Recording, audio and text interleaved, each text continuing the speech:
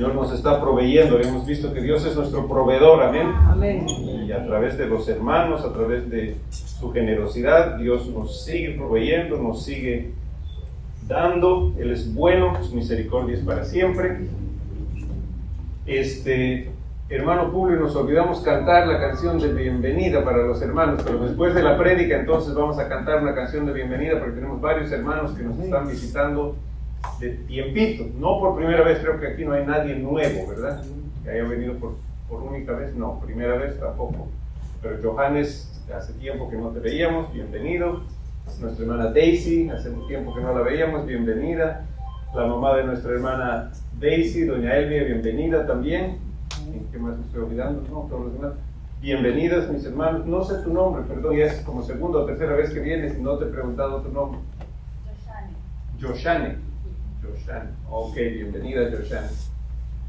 Entonces, después del servicio, no se vayan, les vamos a cantar una canción de bienvenida dirigida por nuestro querido hermano Publio. Bueno, hoy regresamos al estudio de Juan, ¿verdad? Hemos estado estudiando el Evangelio de Juan, capítulo 1, capítulo 2, capítulo 3, capítulo 4. Hicimos un pequeño paréntesis para hablar de los diezmos y de las ofrendas, que le pido a Dios haya sido de bendición y hayamos entendido la economía de Dios, ¿verdad? Como Dios ha diseñado las cosas. Y ahora entramos en el capítulo 5 de Juan. Antes de entrar al capítulo 5 vamos a hacer entonces un pequeño repaso, porque yo sé que tal vez ya nos hemos olvidado qué fue lo que pasó en el anterior capítulo de Juan. Si se acuerdan, Jesús sale de Judea para ir a Galilea y dice, al ir a Galilea le era necesario, estamos repasando el capítulo 4, le era necesario pasar por Samaria. Y vemos que en Samaria se encuentra en el pozo de Jacob con la samaritana, le habla, la samaritana va al pueblo, les dice, miren, creo que he encontrado al Mesías. El pueblo sale, lo invita, Jesús se queda ahí 2 días, les habla y el pueblo sale diciendo, verdaderamente este es el Mesías, este es el Salvador del mundo, ¿sí o no? Entonces, una maravilla lo que pasa en Samaria, todo el pueblo reconoce que Jesús es el Salvador. Entonces quiero que vayamos viendo la diferencia entre los samaritanos, los galileos y ahora vamos a ver los judíos, ¿ya? Entonces los samaritanos los reciben. Después de eso, continúa su camino Jesús porque está yendo a Caná de Galilea y llega a Caná de Galilea donde había convertido el agua en vino, donde todos habían visto los milagros. Entonces lo reciben, pero lo reciben no con fe, no como los samaritanos que dicen, este es el Salvador del mundo, sino más como extrañados, como con curiosidad, porque ¿qué dice Jesús?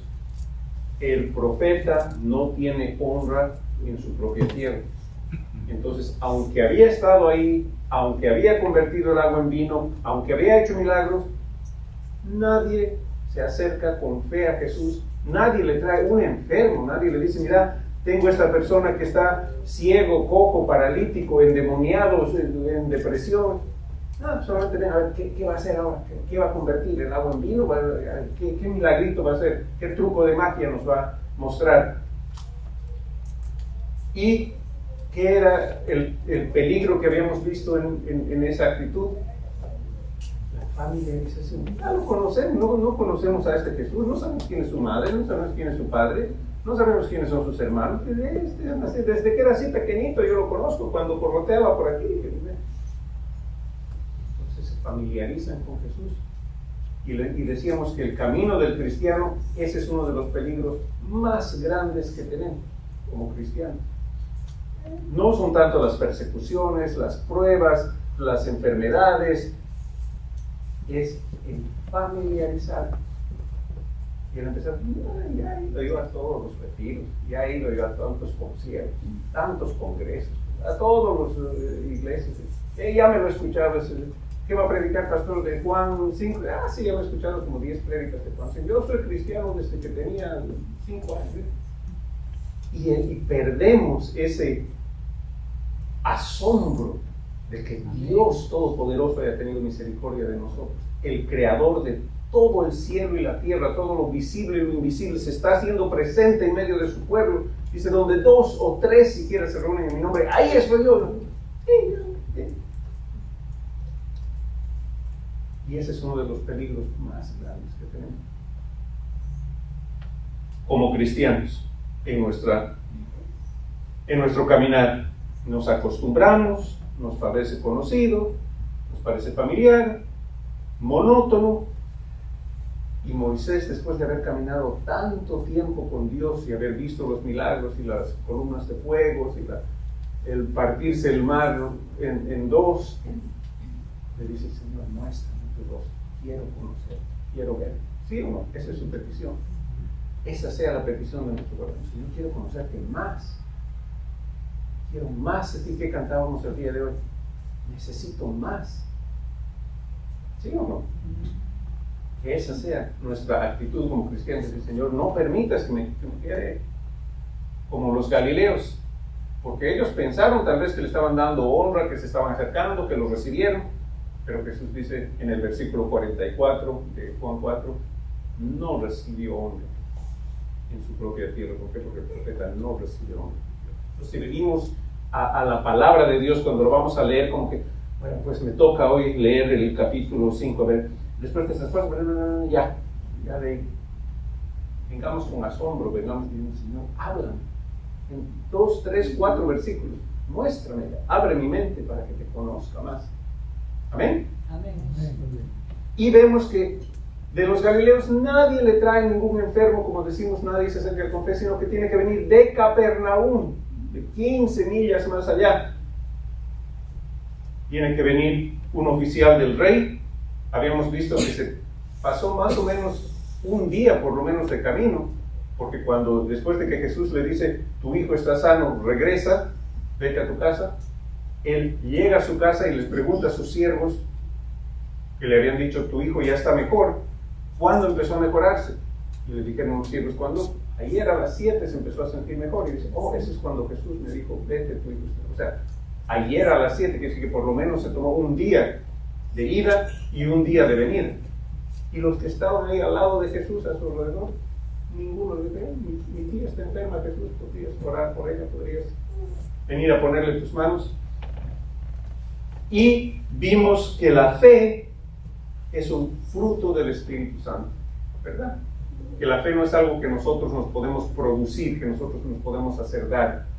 Tenemos que clamar a Dios que por su misericordia, la palabra de Dios dice: la fe es un fruto del Espíritu Santo. Y Romanos 10, 17 nos dice: la fe es por el oír, y el oír por la palabra de Dios, ¿no? Muchas veces, yo mismo lo leí así varias veces, este versículo que dice: la fe es por el oír. Si podemos poner Romanos 10, 17 un ratito, por favor. Romanos 10, 17, que dice: así es que la fe es por el oír, y el oír la palabra de Dios. Así es como yo lo leía como por 10 años de ser cristiano. La fe viene por el oír, y lo que se oye es la palabra de Dios. Ese era mi entendimiento. Pero después me puse a leer la palabra de Dios por la gracia de Dios y del Espíritu Santo, que te ilumina y te dice: no, la fe es por el oír, y el oír por la palabra de Dios. Si Dios no crea en ti oídos espirituales, no sale la orden de Dios para que creas, viene la palabra de Dios, ¿qué pasa? Entra por aquí, sale por aquí. Todo viene de Dios. Nuestra fe viene de Dios, es un don de Dios. Entonces habíamos terminado ese domingo diciendo: qué milagro que es que día a día nos levantemos con fe, nos levantemos siendo personas creyentes.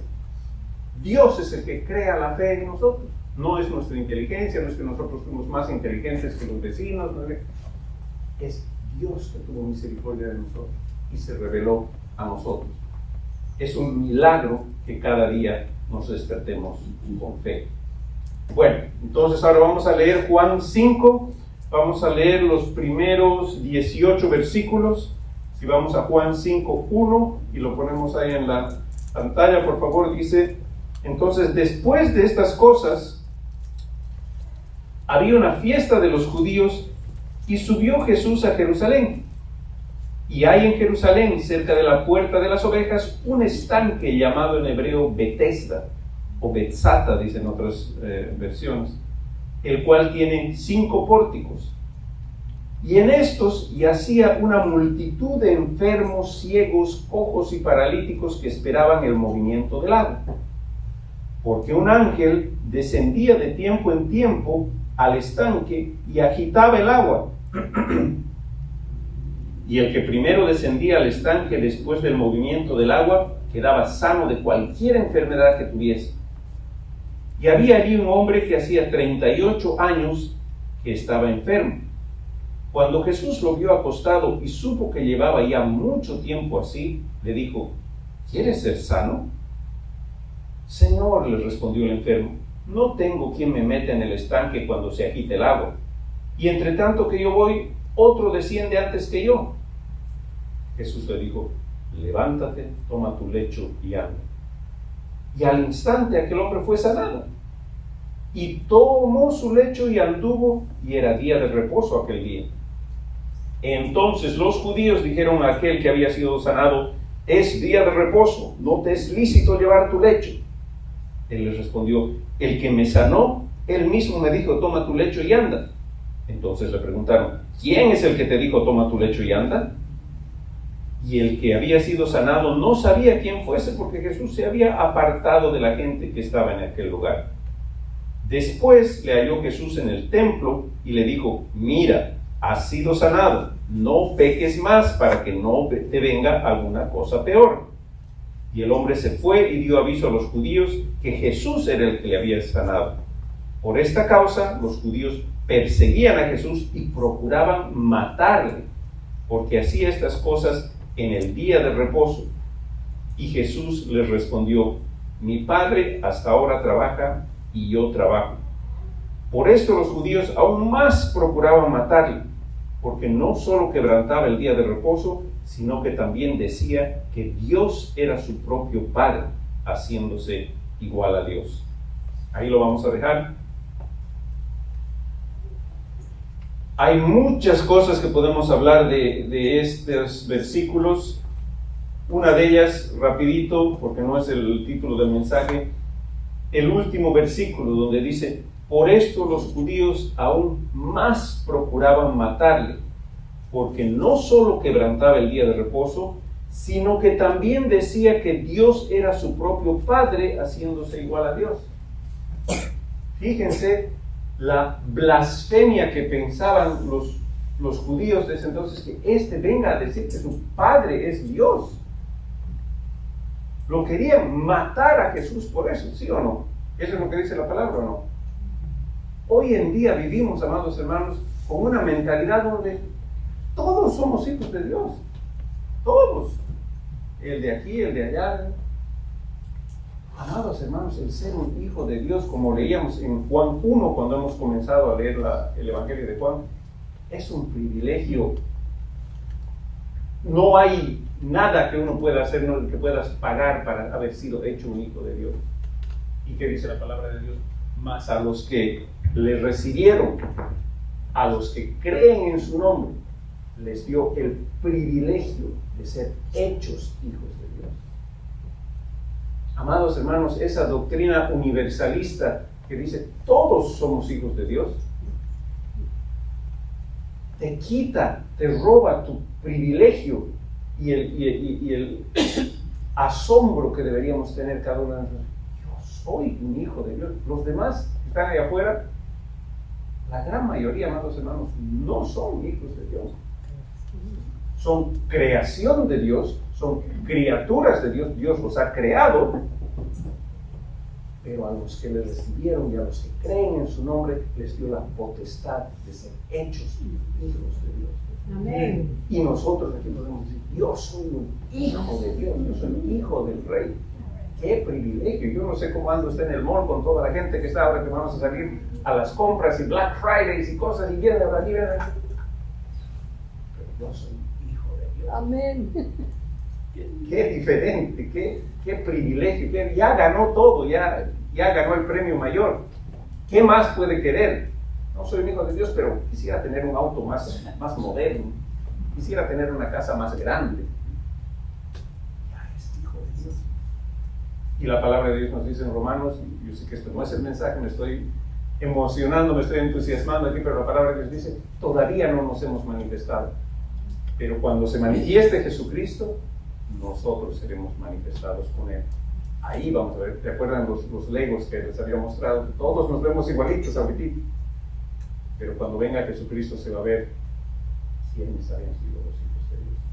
Oh, que aquel día van a ver billonarios y empresarios que van a decir, ¿qué te doy? Todo, toda mi empresa, todo lo que tengo, en todos mis billones, yo también quiero ser.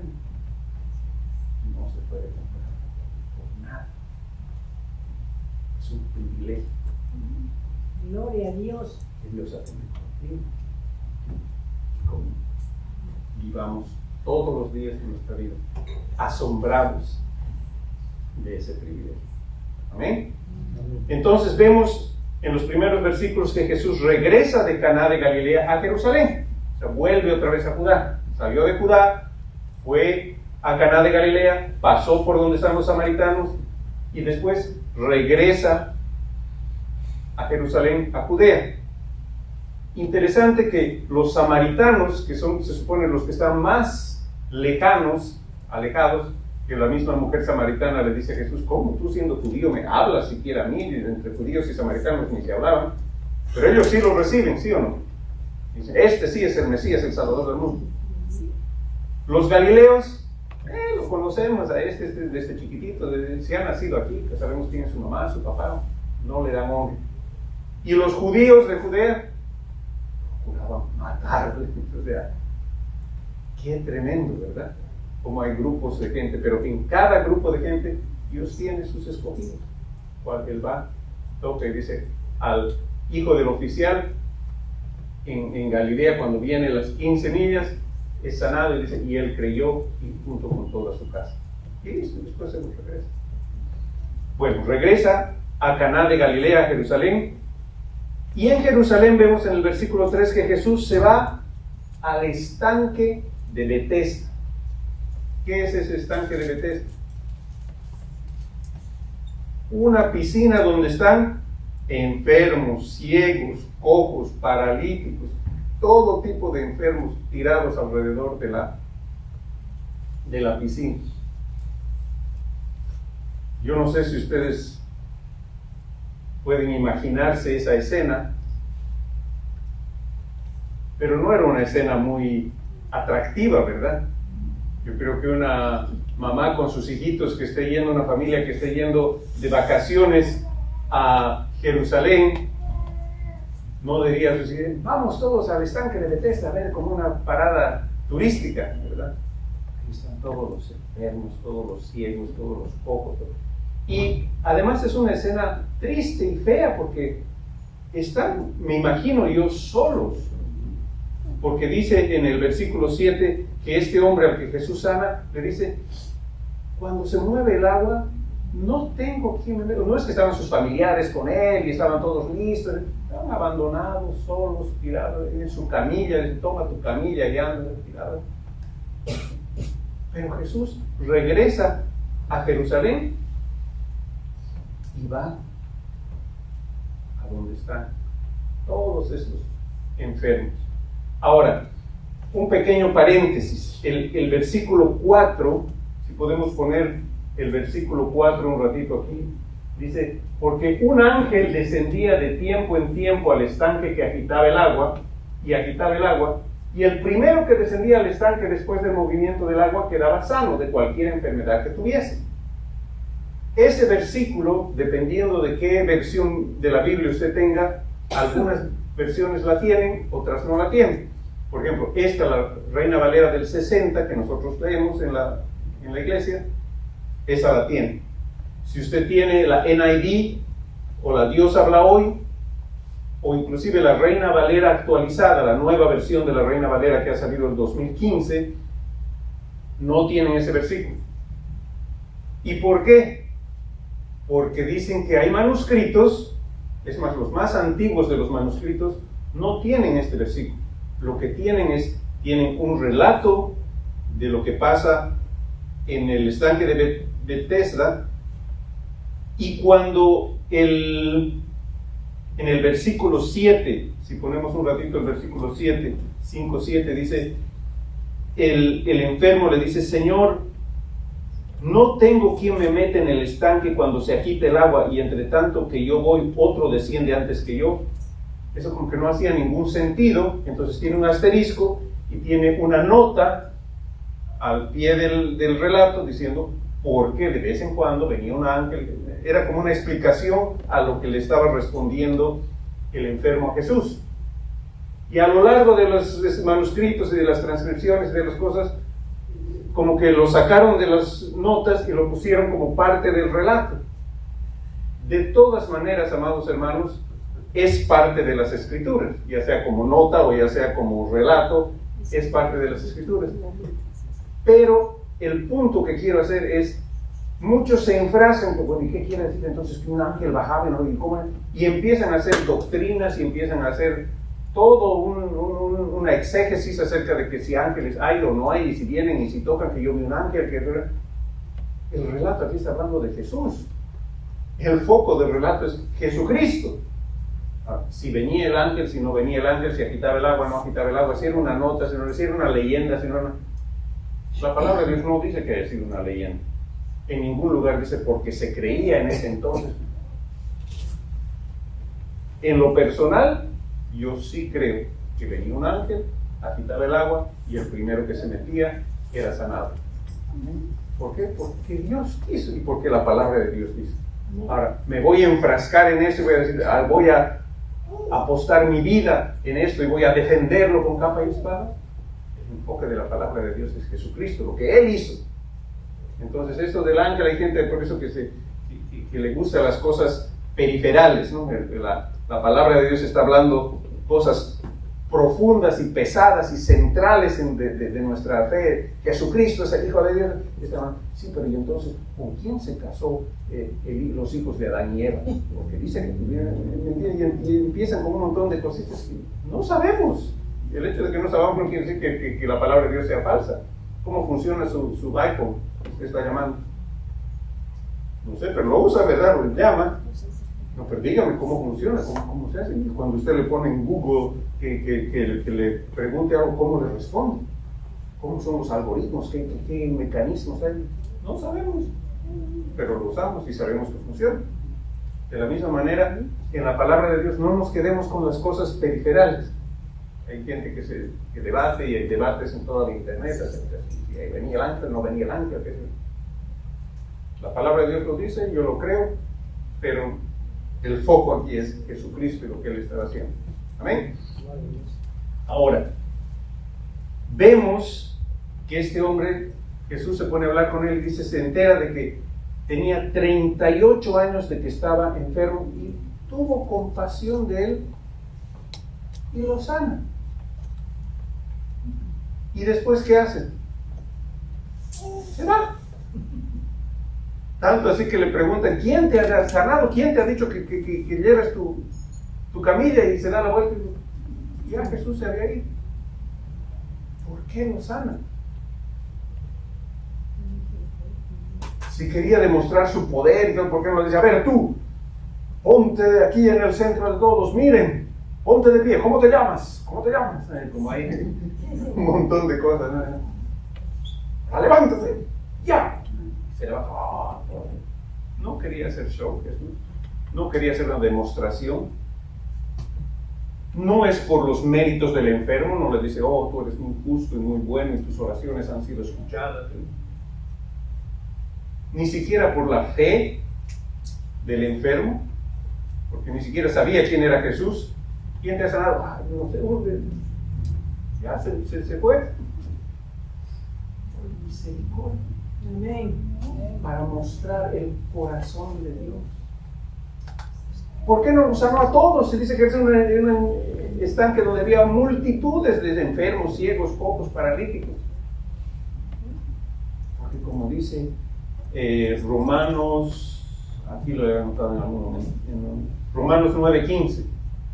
Romanos 9:15, tendré misericordia del que yo tenga misericordia y me compadeceré del que yo me compadezca. Ay, gloria a Dios. Porque Dios no es un Dios de equality, todos igual. No, pues si sanas a uno tienes que sanar a todos. No, eso no existe, esas son las reglas humanas. Si pagas taxes, todos tienen que pagar taxes. ¿Ya es cierto? Pero cuando se refiere a misericordia, el hecho de que sea misericordia es que es gratuita y es por la misericordia de Dios. ¿Tendré misericordia? Aquí lo tengo. Usted está manejando en la calle, llega un semáforo en rojo y hay un señor con su cartelito diciendo, por favor, 50 centavos, $1. Y usted baja la ventana y le da $1. Y después sigue manejando y en el otro semáforo le vuelve a tocar otra vez la luz roja y otro con su cartelito diciendo, por favor, y no le da nada. No puede ser, le ha dado a aquel. Ahora, todos los pobres que usted vea tienen que darle $1 a cada uno, porque si no, la misericordia no es así, amados hermanos. No funciona así. Un corazón misericordioso no actúa con reglas, sino actúa con definición. Misericordia. Y Dios dice, yo voy a tener misericordia de quien quiera. Qué privilegio que Dios tuvo misericordia de nosotros. Amén. En un estadio lleno de gente, en una cruzada, y están todos, 50,000 personas se han reunido, y unos están comiendo su popcorn y están mirando su teléfono, y otros están llorando por el mensaje de predicación que está diciendo el pastor. ¿Por qué no todos? Los 50,000 vinieron, los 50,000 se sentaron en las graderías, los 50,000 invirtieron una tarde entera en venir a escuchar al predicador. Dios tiene misericordia. ¿Por qué? Porque Él es Dios. Y si eso nos causa problemas a nosotros, tenemos que pararnos un ratito y decir, ok, yo soy un vaso de barro, yo soy una creación de Dios, Él es el creador y Él es Dios. Muy diferente. Nadie le va a venir a pedir cuentas a Dios y decir, ¿por qué tú has hecho esto con este y este otro que tanto tiempo? Siéntase privilegiado, siéntase asombrado de que Dios tuvo misericordia de usted. ¿Y sabe qué? Su misericordia permanece para siempre. Dice, alabad a Jehová porque Él es bueno, porque su misericordia es. Y si mañana no tiene misericordia de mí, y si mañana se levanta Dios de mala gana y dice, ya, Gonzalo, me llegaste hasta aquí, enough, suficiente. Porque cuando Dios te llamó y tuvo misericordia de ti, Él no solamente te conocía en ese momento y tu pasado, Él conocía toda tu vida. No hay nada que tú puedas hacer, y lo estoy diciendo esto como esperando que no me malinterpreten. No hay nada que tú puedas hacer para defraudar a Dios. Dios ya te conoce. En ningún momento jamás hubiera esperado esto de ti. ¡Qué barbaridad! Dios lo sabe. Y no hay nada que tú puedas hacer para que Dios diga, ¡wow! ¡Qué maravilla! Me has sorprendido. Jamás pensé que ibas a salir con esas. ¡Qué hijo más tremendo que tengo aquí! Dios sabe todo y sabe que le recibimos todos los días gracia sobre gracia. Amén. Entonces, vemos que Jesús tiene compasión y lo sana para mostrar su corazón, para mostrar el corazón de Dios. Y esta parte, amados hermanos, le pido a Dios que llegue a sus corazones. Dios se revela a nosotros. Habíamos visto los nombres de Dios como Jehová Jireh, Jehová Shama, Jehová Rafa. Jehová Rafa es yo soy tu sanador. En Isaías 53 habla del Mesías sufriente y dice, ciertamente Él llevó nuestras enfermedades. Podemos poner Isaías 53, creo que es el versículo 4. Por favor, Isaías 53, 4 está hablando de Jesucristo, el Mesías, cientos y cientos de años antes de la venida de Jesús, y dice, ciertamente llevó Él nuestras enfermedades y sufrió nuestros dolores, y nosotros le tuvimos por azotado, por herido de Dios y abatido. Siguiente versículo. Mas Él herido fue por nuestras rebeliones, molido por nuestros pecados. El castigo de nuestra paz fue sobre Él, y por su llaga fuimos nosotros curados.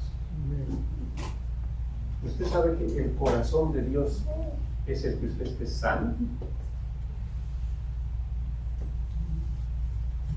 Dios tiene sus propósitos con mandar y permitir enfermedades y dolores en nuestra vida, pero Dios, dice la palabra de Dios en Lamentaciones 3:33, Él no hiere por gusto. No es como que bueno, ahora te toca sufrir. Tiene sus propósitos, pero déjenme decirles, amados hermanos, el corazón de Dios es la sanidad. No vamos a buscar todos estos versículos porque voy a ir rápidamente, pero quiero que vean el testimonio de Dios, el Mesías, viniendo del cielo, se hizo hombre, vino a la tierra, nos mostró el corazón de Dios. Y Mateo 4:23 dice, y recorrió Jesús toda Galilea, enseñando en las sinagogas de ellos, y predicando el evangelio del reino, y sanando toda enfermedad y toda dolencia del pueblo.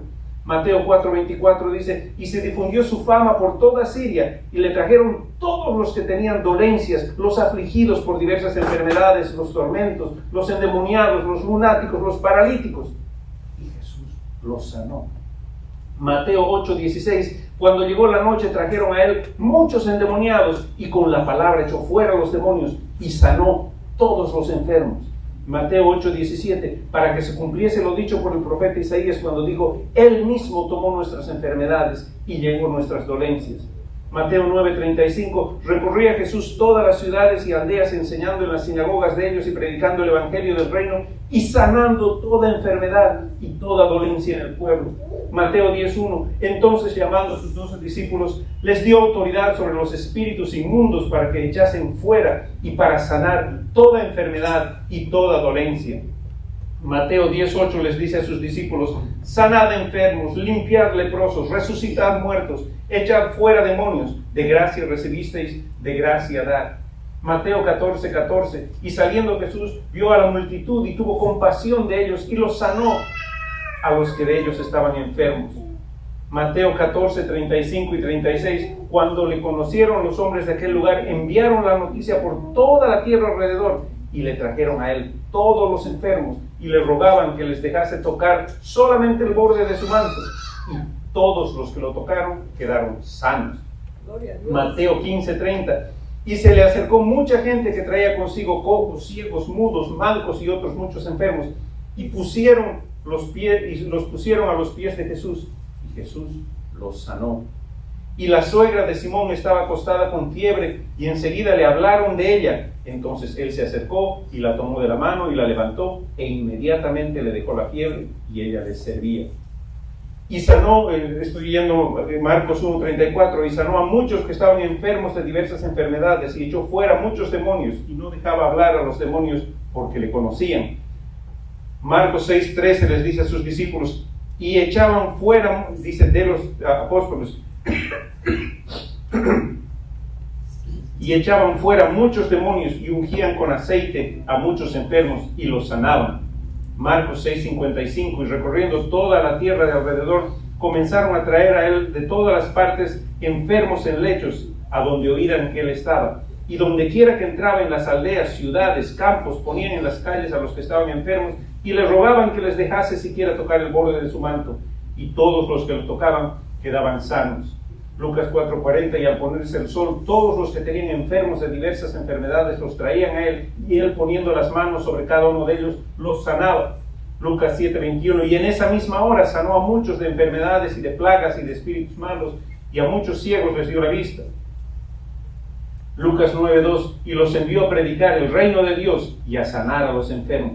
Lucas 10:8-9, en cualquier lugar donde entréis y os reciban, comed lo que os pongan delante, y sanad a los enfermos que haya en ella, y decidles, se ha acercado a vosotros el reino de Dios. Lucas 13:11, y había allí una mujer que desde hacía 18 años tenía un espíritu de enfermedad y andaba encorvada y en ninguna manera se podía enderezar. Cuando Jesús la vio, la llamó y le dijo, mujer, eres libre de tu enfermedad. Y tenemos la resurrección de Lázaro, tenemos la sanidad del hijo del centurión, tenemos la sanidad de los 10 leprosos, tenemos las sanidades en los Hechos de los Apóstoles, en el libro de los Hechos de los Apóstoles. Amados hermanos, el corazón de Dios, yo no sé si usted tiene dudas todavía, pero te puedo seguir leyendo más y más versículos bíblicos, es innegable. Dios viene al mundo, muestra su corazón, el reino de Dios se acerca, ¿y cómo se manifiesta? Sanando a los enfermos. Ahora, el problema está en juzgar, y por eso muchos predicadores, que nos echamos para atrás en decir, bueno, no seas tan directo, porque entonces la gente que está enferma dice, ¿y por qué no me sana pues entonces a mí? Y peor todavía, y los que están alrededor, como los amigos de Job, ¿verdad? Empiezan a juzgar, y dicen, algo sabrás hecho, por algo estás enfermo. ¿No dijeron eso los amigos de Job? Los Elifaz, Biliad y Zofar se le acercan a Job, están 7 días con él, lo ven en su enfermedad, lo ven en su dolor, y después empiezan a hablar de, bueno, pues confesar nomás, ¿qué has hecho? Di nomás, Job, y Job, yo soy justo, pero yo no he hecho nada. No, esto no te estaría pasando si serías justo, ¿verdad? Y empiezan a juzgarlo, y hasta que Job maldice el día en que nació, y dice, pero lo llevan a un estado a Job en el que Dios se enoja con Biliad, con Elifaz y con Zofar, y les dice, ustedes no han hablado mi corazón para con mi siervo Job. Y es más, le dice a Job, ahora, ora tú por ellos, porque estoy muy enojado con ellos.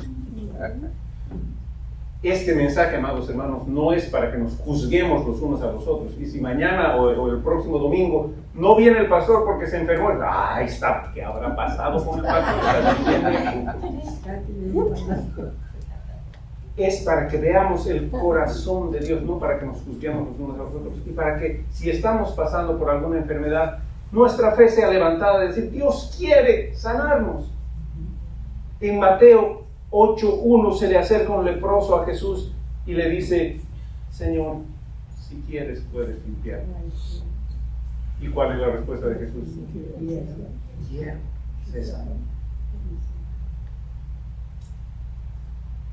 Amados hermanos, como les he dicho, Dios tiene sus propósitos y sus caminos, y todos los caminos de Dios son buenos, son justos y son santos y perfectos. Dios permite la enfermedad en nuestra vida para purificación, para corrección, para salvación, para humillación, para empujarnos afuera de este mundo y como que enfocarnos en la vida eterna, para que este mismo mundo nos empiece a decir, esta no es tu morada permanente, pero es con un propósito. Lamentaciones 3:33 dice, Dios no aflige de su corazón, no aflige por gusto. Y esa doctrina de decir, no, lo que usted tiene que hacer es abrazar su enfermedad y ser parte, y decir, Señor, te lo ofrezco esta enfermedad para sufrir contigo. No es el corazón de Dios. Ninguno de los versículos que les he leído habla de eso. Todos los versículos que les he leído es lo contrario, que Dios dice, Él vino y los sanó. ¿A quiénes? A todos los que venían a Él y aunque sea tocaban su manto.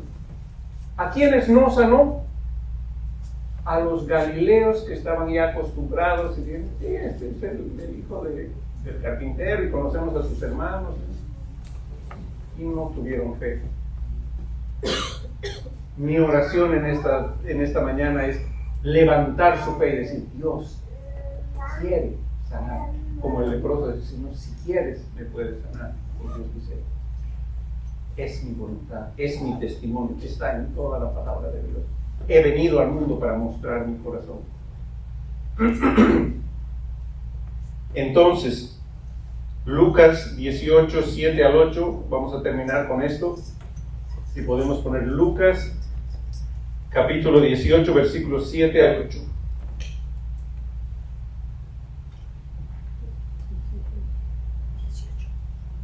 Lucas 18, 7 y 8 dice, ¿y acaso Dios no hará justicia a sus escogidos que claman a Él día y noche?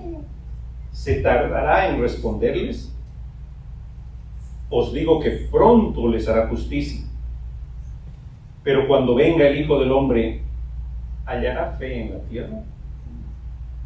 Esa última pregunta nos muestra los tiempos en que estamos viviendo.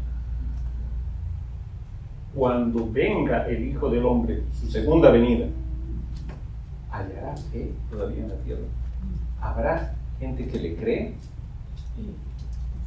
¿Habrá gente que tome sus testimonios y los reciba?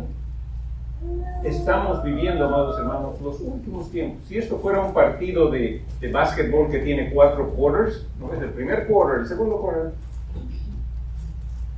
estamos en el cuarto, cuando ya faltan, qué sé yo, pues unos segundos en el timer, y los coaches están en time out, y pasan 2 segundos y time out. Y Dios dice, y si estos tiempos Dios no los acortaría, no se salvaría nadie. Mas por amor a sus escogidos, acortará estos tiempos. Déjeme decirle, el mundo no es un ejemplo de fe. La fe escasea. Cuando regrese el Hijo del Hombre, ¿hallará fe en la tierra? Le pido a Dios que nosotros seamos de los que creemos, de los que tenemos fe, de los que decimos, Señor, yo te creo, aunque el mundo se me haga la burla, aunque digan, no es tan así, eso no, a mí no me parece. Mira, tantas personas en el África que están... Esto es lo que dice mi papá, este es su testimonio. Yo no voy a juzgar a Dios por lo que mis ojos miran en el mundo físico, porque entonces lo que nosotros hacemos le estamos dando más importancia a lo que nos dicen las noticias y a lo que nos dicen las películas y a lo que nos dice Hollywood, y decimos, así debería ser Dios. Entonces, ese Dios de la Biblia no debe ser Dios. Entonces, juzgamos al Dios verdadero porque decimos, el Dios de Hollywood que nos está mostrando, ese es el verdadero Dios. Tolerante, que recibe a todos, que tiene compasión de todos, que no quería que venga ese huracán, pero bueno, es que son cosas que pasan. O sea, el enemigo, el diablo me metió un gol por ahí, y no es un Dios soberano que todo lo gobierna con su poder. Entonces, amados hermanos, quiero terminar rápidamente orando por todos los que tengamos algún tipo de enfermedad, algún tipo de dolencia. La voluntad de Dios es